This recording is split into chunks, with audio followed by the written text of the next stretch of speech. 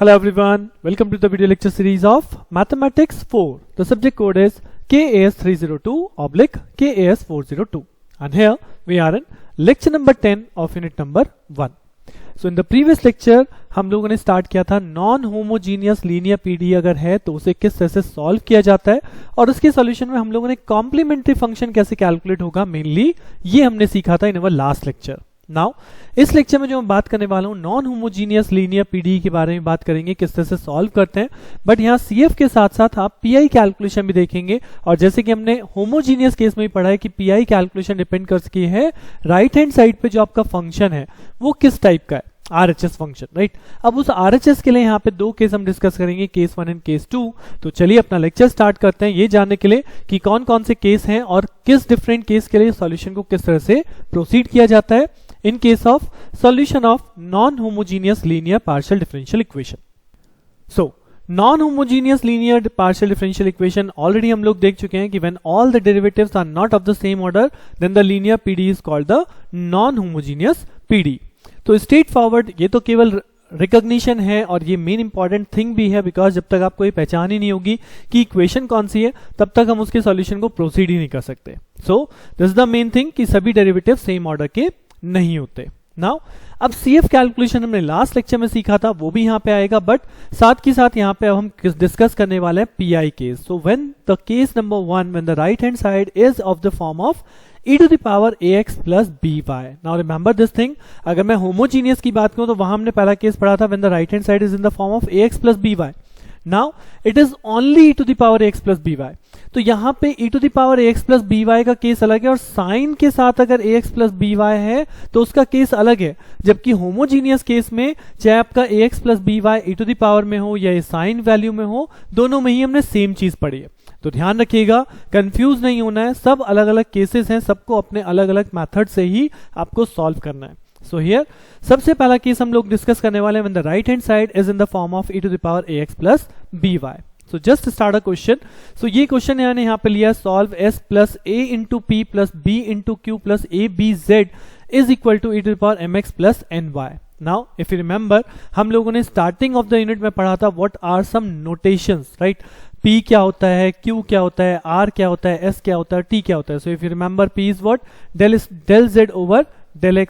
Q होता है वहीं पे del z over del y, R होता है del square z over del x square, S होता है del square z over del x del y और T हमारा होता है del square z over del y square. तो बेस्ड ऑन दीज नोटेशन अगर मैं इस इक्वेशन को कन्वर्ट करूं so this S can be written as del square z over del x del y plus a is a constant term, p है तो p हो गया आपका del z over del x plus b is a constant term, q हो गया del z over del y plus ab is a constant term and this is z is equal to e to the power mx plus ny. So ये आपकी term हो गई और आप clearly इस term को देख सकते हैं कि सभी डेरिवेटिव सेम ऑर्डर के नहीं है. That's why this is a non homogeneous equation, right. अब नॉन होमोजीनियस है तो केस तो वही है, सबसे पहले से कैपिटल D की फॉर्म में कन्वर्ट कर लेते हैं. सो इसके लिए हम क्या मानते हैं, del over del X is D and del over del y is D dash. So let it be, ये यहाँ पे हो जाएगा D इंटू D डैश, ये यहाँ पे हो जाएगा A into D, right. Then यहाँ पे हो जाएगा B इंटू D डैश और यहाँ पे हो जाएगा आपका AB और इस पूरे के कॉन्सेप्ट में आ जाएगा Z common is equal to e to the power mx plus ny, right. तो इक्वेशन किसी भी फॉर्मेट में गिवन हो सकती है, either in terms of s p r q whatever the notations, और ये डायरेक्टली आपको ये क्वेश्चन भी गिवन हो सकता है कि this is the given equation, solve this equation, right, solve the solution.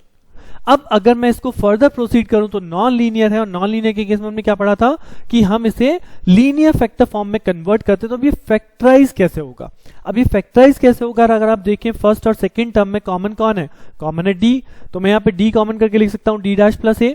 इसी तरह से थर्ड और फोर्थ टर्म में कॉमन कौन है, इसमें कॉमन है B, तो हम यहाँ पे लिख सकते हैं D dash plus A. So in this way Z this equals to mx plus ny, right. अब इसे फर्दर आप फैक्टराइज लिख सकते हैं तो ये हो जाएगा finally D dash plus A एक फैक्टर और D plus B another factor into Z is equal to e की power mx plus ny. So this is the basically required form जिसके थ्रू हम आगे सॉल्यूशन करेंगे और ये डायरेक्टली भी आपको क्वेश्चन में आ सकता है कि solve and this is the given term is equal to e की पावर mx प्लस ny. अब आप इसका सॉल्यूशन कीजिए. बट अगर मैं यहां पे डायरेक्टली दे रहा हूं तो ये जो मेन स्टेप है जो s से लेके इस इक्वेशन को कन्वर्ट करना है, यही इस इक्वेशन का एक बहुत इंपॉर्टेंट पार्ट है, जिससे पता चलता है कि आप लोगों को नोटेशंस आती है नहीं आती, और नोटेशन का आप यूज कर पा रहे हो या नहीं कर पा रहे हो। So that's why question mostly time इसी फॉर्मेट से स्टार्ट होता है, and we have to convert into this form.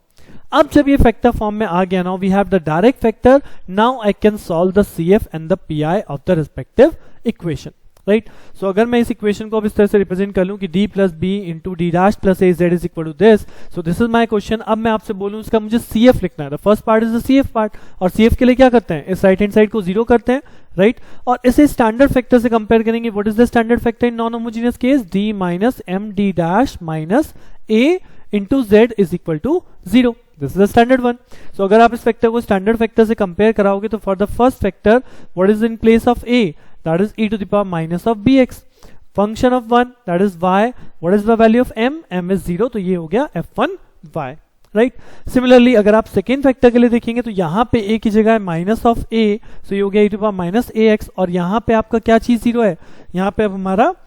किस फॉर्मेट में है ये, जी हाँ, हमने लास्ट लेक्चर में भी क्वेश्चन किया था, now it is d dash form, so d dash minus of md minus of a, ये वाली फॉर्म है, और इसके लिए हम फंक्शन में क्या लिखते हैं, इसके लिए हम फंक्शन में लिखते हैं x, यानी function of x plus my, so m 0 है, सो दिस बिकम f1x, और यहाँ पे क्योंकि मैं f1 ले चुका हूं तो this is basically what, f2x, तो इसका CF क्या बन गया, e to the power minus bx f1y plus e to the power minus ax f2 of x, this is the CF of this equation. Now for PI हम लोग कैसे लिखते हैं, PI लिखते हैं PI is equal to 1 upon what are the factors, ये हमने solve किया था, that is d plus b and d dash plus a into this part that is e to power mx plus ny, right. अब ये first form है when the right hand side is in the form of e to the power mx plus ny, तो ये लगभग बिल्कुल similar है जैसा कि हमने होमोजीनियस केस में भी किया था। इफ यू रिमेंबर, अगर मैं आपको बोलूं e की power ax plus by, so वहां भी हमने लेट करना सीखा था, let u is equal to ax plus by, तो यहाँ पे क्या हो जाएगा mx प्लस ny, राइट। उसके बाद हम मानते हैं d is equal to m, x coefficient जो होता है वो d को रिप्लेस करता है, और d डैश को कौन रिप्लेस करता है, y कंपोनेंट, तो d डैश की जगह n, तो अगर यही सेम चीज हम यहाँ पे पुट करने वाले हैं तो this equation become 1 upon d की जगह व्हाट, d की जगह m, तो ये हो जाएगा m प्लस b, ये हो जाएगा n प्लस a, और यहाँ पे क्योंकि ये सिंगल ऑर्डर इक्वेशन है, अगर आप देखोगे फैक्टर जो है वो कैसा है, d प्लस b या d इंटू डी डैश, ये एक सेकेंड ऑर्डर फैक्टर बनेगा, सो हाईएस्ट ऑर्डर क्या बनेगा, सेकेंड ऑर्डर, तो आप यहाँ पे इसे 2 टाइम्स इंटीग्रेट करने वाले हैं e to the power u du, तो बिल्कुल सेम टू सेम जैसा हमने होमोजीनियस केस में पढ़ा है वही सेम चीज यहाँ पे एप्लीकेबल है, बट वहां पे ax प्लस by कुछ भी हो सब में एप्लीकेबल है, बट यहाँ पे केवल और केवल ये चीज e to the power ax plus by में एप्लीकेबल है, जहां पे हम सेम सॉल्यूशन कर रहे हैं, लेट u, देन u को आप डबल टाइम इंटीग्रेट कर रहा हूं, क्यों, क्योंकि यहाँ पे सेकेंड ऑर्डर एटलीस्ट बनेगा जब आप इन दोनों फैक्टर को मल्टीप्लाई करते हैं, राइट, तो equation is the second order. अब इसके बाद अगर हम इसे 2 टाइम भी इंटीग्रेट करेंगे तो हमें क्या मिलेगा, e की पावर u ही मिलने वाला है, और अल्टीमेटली u की वैल्यू क्या मानी है, mx plus ny, so what is my final solution, final solution become 1 over m plus b into n plus a, और ये आ जाएगा e to the power mx plus ny, right. So PI बिल्कुल same to same है, e to the power mx plus ny, divide में आपके पास factor आ गया है, सो लास्ट स्टेप क्या होता है हमारा, जी हाँ, हमने CF कैलकुलेट किया था, हमने PI कैलकुलेट कर लिया, so the final solution is this CF value plus PI value is the final solution, and this is very very important step, right. So I hope कि आपको प्रोसेस समझ में आया होगा नॉन होमोजीनियस के case में किस तरह से PI कैलकुलेट किया जाता है। नाउ यहां तक सेम है, लेकिन जो मैं अभी बात कह रहा था कि e to the power mx plus ny है, that is the same thing, ये चीज हमने होमोजीनियस में भी करी, बट अगर क्वेश्चन आपके पास हो साइन ax प्लस by या cos ax plus by term, so non homogeneous के केस में PI as it is calculate नहीं होता जैसे हमने होमोजीनियस में किया था। सो यहाँ पे याद रखिएगा, अगर आपका नॉन होमोजीनियस केस है, नॉन होमोजीनियस कौन डिसाइड करेगा, your left hand side, right. So अगर लेफ्ट हैंड साइड केस के साथ सपोज मैं एग्जांपल के तौर पे आपको क्वेश्चन भी शो करता हूं, suppose this is the question, इस क्वेश्चन को देख के आप क्लियरली पहचान कर सकते हैं that is non homogeneous linear equation. So non homogeneous का केस है, राइट हैंड साइड में sin 2x प्लस 3y है, that means it is not solve as जैसे हमने होमोजीनियस इक्वेशन में किया था। Now this sin 2x plus 3y को अगर मुझे सॉल्व करना है तो मुझे क्या करना पड़ेगा, आई विल लेट, जैसे हम फंक्शन लिखते भी हैं, अब की बार यहाँ पे d square minus a square से रिप्लेस होगा, dd डैश माइनस ab से रिप्लेस होगा, and d dash square is replace bye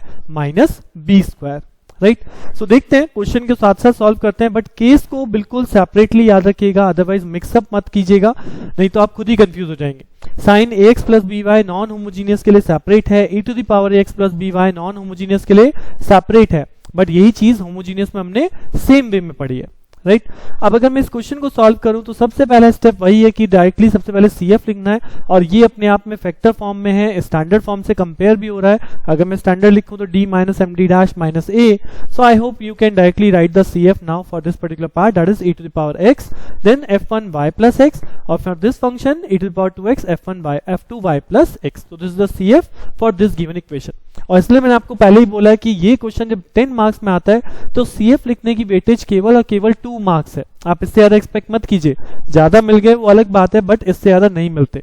now the main thing depends on your PI case, क्योंकि PI ही सबसे ज्यादा मेन इंपॉर्टेंट पार्ट है यहाँ पे कैलकुलेशन के लिए। सो अगर PI की बात करूं, सो PI कैसे कैलकुलेट करेंगे, वही सेम केस लिखेंगे 1 over d minus D dash minus 1 और d minus D dash minus 2 into sine this function. अब यहाँ पे जैसा कि हमने अभी पढ़ा, इसमें क्या करना है मुझे, d square is replaced by minus A square, dd dash is replaced by minus ab and d dash square is replaced by minus b square. That means कि अगर आपको इक्वेशन फैक्टर फॉर्म में गिवन है तो first of all multiply these factor so that एक complete equation बन जाए, right. Means मैं यहां मल्टीप्लाई करूंगा like d into D, this become d square, then d into D dash, देन माइनस ऑफ 2d, राइट। उसके बाद आप d डैश से मल्टीप्लाई स्टार्ट करेंगे तो ये हो जाएगा माइनस ऑफ dd डैश, उसके बाद ये हो जाएगा प्लस d डैश स्क्वायर, उसके बाद ये हो जाएगा प्लस 2d डैश, उसके बाद ये माइनस 1 से मल्टीप्लाई करेंगे तो ये minus d plus d dash and plus 2।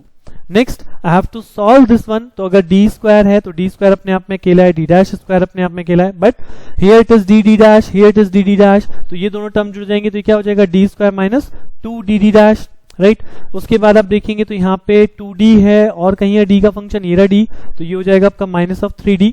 उसके बाद d डैश वाले कौन से, 2d dash plus d dash, ये हो गया प्लस 3d डैश, राइट। उसके बाद ये कांस्टेंट है प्लस 2, एक और टर्म है यहाँ पे plus d dash square, right. So in this way this will be solved, right. अगर इक्वेशन डायरेक्टली गिवन है तो कोई प्रॉब्लम ही नहीं है, बट अगर equation in form directly given नहीं है तो we have to multiply like this. अब जब आप इसे मल्टीप्लाई कर लेंगे, आफ्टर दैट जब आपने इसे मल्टीप्लाई कर लिया, आपने इसे सॉल्व कर लिया, now this equation will further solve. अब क्या होगा, अब यहाँ पे समझने वाला केस है कि अब यहाँ पे डिफरेंस क्या आया है, राइट। सो यहाँ पे डिफरेंस क्या आया है, now d is replaced, this d square is replaced by minus of a square. What is a? A is this one because it is a straightforward ax plus by, वही same term है, तो a is 2 and b is 3, तो d square is replaced by minus a square means a square क्या होगा 4, तो d square is replaced by minus of 4, right। यहाँ पे ध्यान रखिएगा माइनस बाहर है, a square से आप रिप्लेस कर रहे हो, तो a square की वैल्यू क्या है 4, तो this is minus of 4। Then similarly यहाँ पे आप देखोगे -2 आपका कोफिशिएंट है, उसके बाद डी डैश से रिप्लेस करना है, डी डैश को रिप्लेस करना है माइनस ऑफ ए बी, यानी कि what is a into B become 6, right. और मुझे यहाँ माइनस ए बी से रिप्लेस करना है तो ये हो जाएगा minus of 6, then plus D dash square, now D dash square is replaced by minus of B square, so what is B over here, B 3, so minus of B square means minus of 9, right, क्योंकि 3 का square 9 हो जाएगा, सो this is replaced by minus of 9। Other than this minus 3d as it is, plus 3d dash as it is, plus 2 as it is, इनका मुझे कुछ नहीं करना, और यहाँ पे भी कुछ नहीं होगा, this is sin 2x plus 3y। So if you solve this portion, then this is -4, this become 6 into 2 plus 12, this become -9 यानी -9, -4, -13 plus 12, this is 1। So यहाँ पे आपका सॉल्व होने के बाद जो वैल्यू बचेगी वो क्या बचेगी, -1 यहाँ बचेगा, -1 plus 2 यहाँ पे, तो यहाँ पे +1 बच गया, यानी after solving you will get 1 upon -3d plus 3d dash plus 1 into sin 2x plus 3y, right? So after solve this particular step, you will get this step। अब इस स्टेप के बाद नाउ अब नेक्स्ट स्टेप क्या आपको use करना है, now we will multiply, जैसे हम करते हैं ना रेशनलाइज, आप लोगों ने सुना होगा if you have a plus J B then हम यहाँ पे a माइनस जे बी और a माइनस जे बी से मल्टीप्लाई डिवाइड कर लेते हैं, the process is called rationalize करना। तो वही सेम काम यहाँ पे भी है, यहाँ पे आप देखोगे ये d वाला जो पार्ट है ये आपका एक पोर्शन है, और जो इसके बाद पार्ट है वो कांस्टेंट, वो आपका एक पोर्शन है, तो इस कांस्टेंट के अपोजिट साइन से डिवाइड किया और इसी कांस्टेंट के अपोजिट साइन से आपने मल्टीप्लाई किया, तो this become -3d plus 3d dash -1 और -3d प्लस 3d डैश -1 से ही डिवाइड। अब अगर आप इस नीचे वाले फैक्टर को देखो तो बेसिकली नीचे क्या हो गया, ये एक टर्म हो गई minus 3d plus 3d dash, और ये आपका 1 एक टर्म हो गया। इस तरह यहाँ पे minus 3d plus 3d dash एक टर्म हो गई, और यहाँ पे 1 एक टर्म हो गया। तो ये एक तरह से क्या बन गया, if it is suppose x and this is suppose y, this is suppose x and this is suppose y, सो ये एक टर्म x प्लस y एक x माइनस y है, तो दोनों की मल्टीप्लाई करने पे क्या फैक्टर जनरेट होता है, जी हाँ, X square minus Y square, यानी कि डिनोमिनेटर साइड पे जो टर्म आपकी बन जाएगी वो बन जाएगी minus 3d plus 3d dash whole square minus 1 square, right. और ऊपर जो टर्म है वो है minus 3d plus 3d dash minus of 1 into sine 2x plus 3y, right. Now process एक बार फिर से देख लीजिए, किया क्या हमने केवल पीआई फंक्शन को यहाँ कैलकुलेट करने के लिए गिवन इक्वेशन को मल्टीप्लाई किया, क्योंकि ये फैक्टर फॉर्म में गिवन थी। माइट पॉसिबल इक्वेशन आपको डायरेक्टली गिवन हो तो आपका ये मल्टीप्लिकेशन स्टेप बच जाएगा, आपको डायरेक्टली ये फॉर्म मिलेगा। आप इस फॉर्म में यहाँ पे डी स्क्वायर की जगह ए minus A square, D dash की जगह माइनस ए बी और डी डैश स्क्वायर की जगह माइनस बी स्क्वायर रिप्लेस कर दिया। अब क्योंकि सिंगल डी की टर्म बची तो इनको कैसे रिमूव कर रहा हूं, इनको रिमूव करने के लिए मैं फर्दर इसे रेशनलाइज कर रहा हूं। अब अगर आप देखो नीचे फर्दर स्क्वायर टर्म बन गई ना, और इस स्क्वायर टर्म को अगर मैं एक्सपैंड करूं तो 3d का होल स्क्वायर क्या होगा, this become 9d square, 3d dash का होल स्क्वायर क्या होगा, that is 9d dash square, और दोनों की मल्टीप्लाई हो क्या होगी, 3 इंटू 3 9, 9 इंटू 2 18, तो ये हो जाएगा माइनस ऑफ 18d डैश, और यहाँ पे क्या है, दैट इज माइनस ऑफ 1। तो ये टर्म आपकी बन गई डिनोमिनेटर पोर्शन में, और ऊपर क्या है हमारे पास, that is minus of 3d plus of 3d dash minus of 1 multiplied by sine 2x plus 3y। Further अब हम यहाँ पे सेम चीज अप्लाई करने वाले हैं, क्या, now D square is replace by minus of A square, यानी कि क्या हो जाएगा, minus of 3d plus of 3d dash minus of 1, ऊपर वाला पार्ट एज इट इज है, बट नीचे फिर से क्या हो जाएगा 9 into now D square is minus A square, तो this is minus of 4, then plus 9, this is d dash square, this is minus of b square, so this is again minus of 9 because 3 square is minus 9, so minus 9, and d dash is replaced by minus ab, तो 3 into 2 6, so this is replaced by minus of 6 minus of 1 और into sin of 2x plus 3y आपका as it is है। अब आप देखोगे तो आपका जो डिनोमिनेटर पोर्शन है that can be completely solve, आप इसे सॉल्व कर सकते हो, और सॉल्व करने के बाद जो आपको वैल्यू मिलेगी दैट इज माइनस ऑफ 10। अगर आप यहाँ पे सॉल्व करोगे this is minus of 36, this is minus of 81, ये वैल्यू प्लस हो जाएगी और ये वैल्यू माइनस ऑफ 1 है, तो यहाँ पे सॉल्व करने के बाद माइनस 10 मिलेगा, जिसके अगर माइनस साइन को रिप्लेस कर दूं तो I can also right that 3d minus 3d dash plus 1 divide by 10 into sine of 2x plus 3y, right. So this is not your final answer, अभी भी आपका एक स्टेप लास्ट स्टेप बचा है। अभी तो हमने केवल डिनोमिनेटर पोर्शन को ओवर किया है, डिनोमिनेटर हमारे एंड से खत्म हो गया, बट अब ये जो फैक्टर यहाँ बचा है इसकी मल्टीप्लाई मुझे करनी है साइन 2x प्लस 3y में, यानी कि 3 इंटू, अगर आप देखो तो यहाँ पे 1/10 को अगर हम बाहर लिख दें,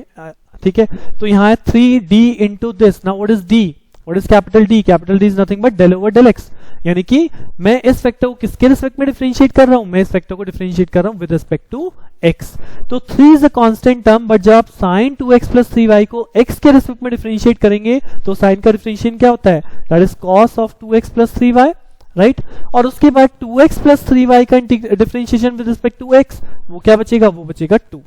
राइट। इस तरह से माइनस ऑफ 3 यहां पे आपके पास है, that is 3d dash, now what is d dash, d dash होता है that is del over del y, right. So यानी कि अब मैं इस साइन को किसके रिस्पेक्ट में डिफरेंशिएट करूं, y के रिस्पेक्ट में, तो पहले साइन का differentiation that is cos of 2x plus 3y, right, और उसके बाद y के रिस्पेक्ट में जब हम इसे करेंगे तो यहां पे बचेगा 3,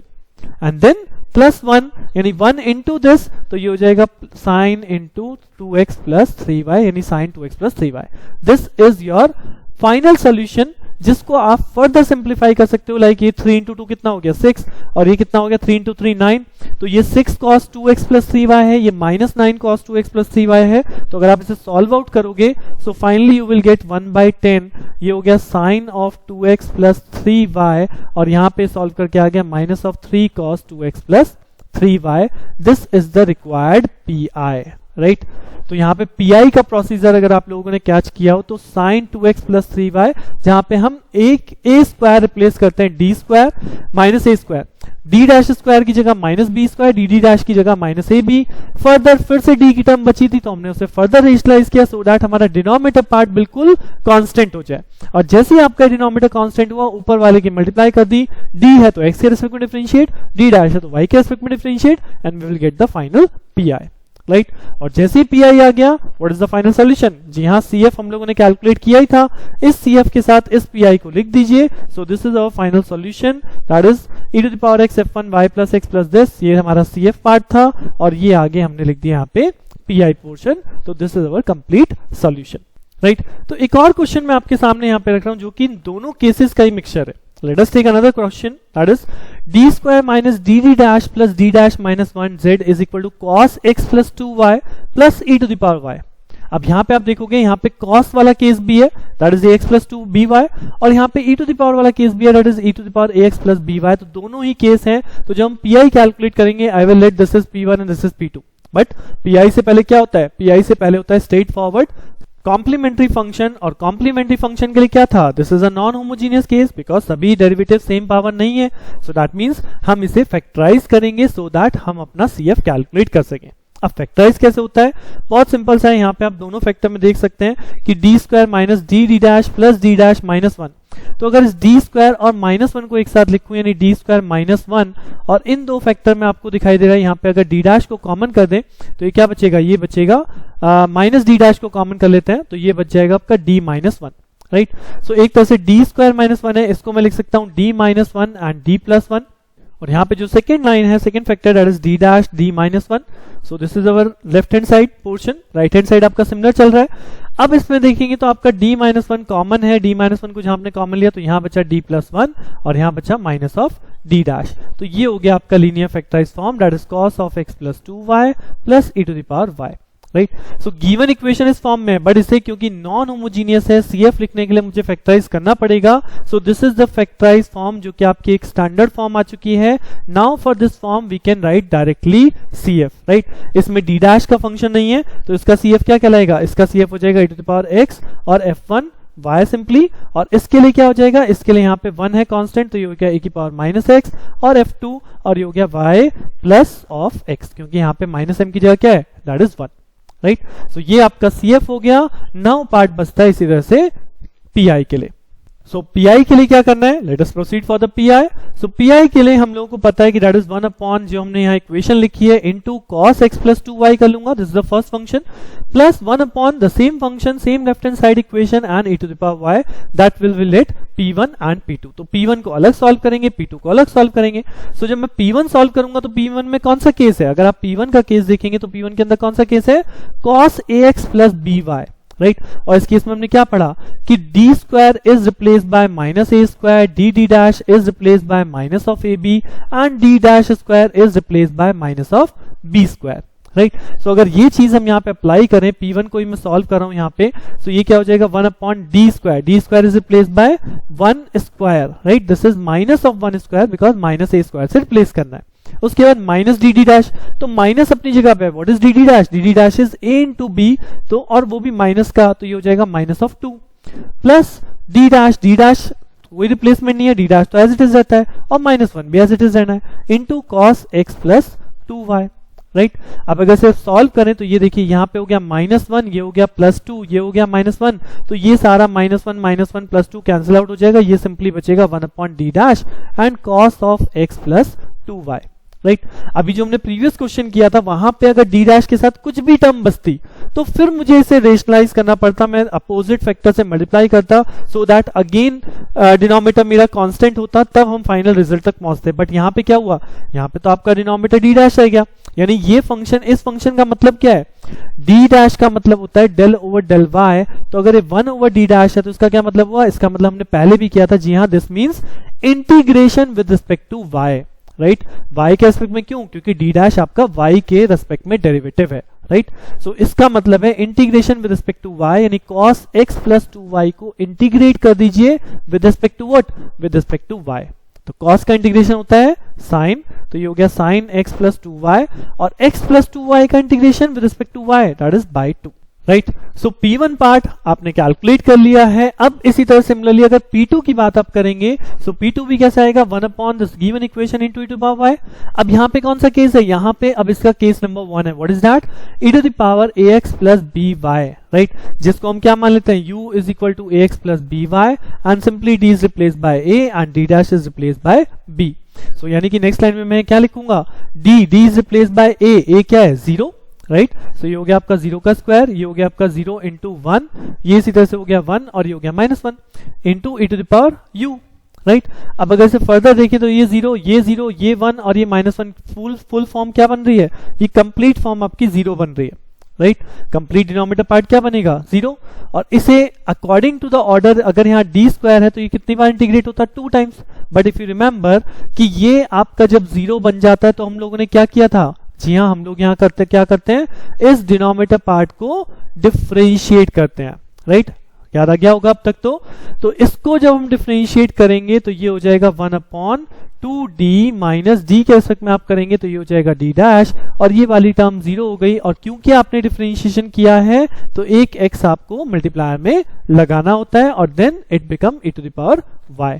राइट। अब फिर से वही सेम चीज कि a का कोफिशिएंट दैट इज 0, तो अब मैं फिर से इसमें चेक करूंगा, अगर मैं यहाँ 0 रखूं, यहाँ 1 रखूं तो क्या आपकी बार 0 बन रहा है, जी नहीं, आपकी बार 0 नहीं बन रहा। दैट मीन्स मैं केस प्रोसीड कर सकता हूं x इंटू 1/2 के साथ 0 और d डैश की जगह 1, और यहाँ पे आ जाएगा e to the power u, और जिसको हम कितने बार इंटीग्रेट करेंगे, now what is the order of the equation, the order of the equation is 1, so this will integrate 1 time du, यानी कि अगर मैं इसे इंटीग्रेट करूं तो I will get e to power u, और ये यहाँ पे सॉल्व होके बच गया माइनस ऑफ x, तो minus x e to power u that is equal to minus x e to the power y, because u को हमें रिप्लेस करना होता है। We have let u is equal to क्या, यहाँ पे u क्या माना है, u माना है as per y,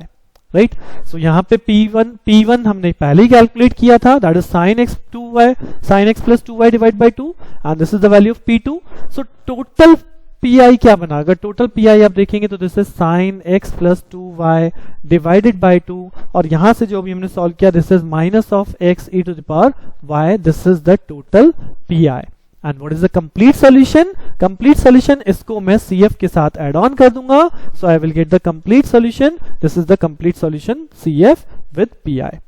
right. So case याद रखिएगा, होमोजीनियस इक्वेशन पहले आपको रिकॉग्नाइज करनी है। होमोजीनियस इक्वेशन क्या है, होमोजीनियस इक्वेशन रिकॉग्नाइज होती है, देन उसके बाद राइट हैंड साइड का बेस क्या है, उस बेस पे सॉल्यूशन किस तरह से जाना है, राइट। सो इस केस में जो हमने बात की है e की पावर ax प्लस by का केस, और साइन ऑफ या cos of ax plus by के केस में किस तरह से सॉल्यूशन करना है। नेक्स्ट लेक्चर में एक और केस के साथ आऊंगा जहां पे हम डिस्कस करेंगे, जैसे कि हमने होमोजीनियस के केस में भी किया था, when the equation have a factor x to the power m and y to the power n, तो कैसे बाइनोमियल एक्सपेंशन करके हम इक्वेशन को सॉल्व करते हैं। तो बने रहिए मेरे साथ, मिलते हैं नेक्स्ट लेक्चर में। Thank you.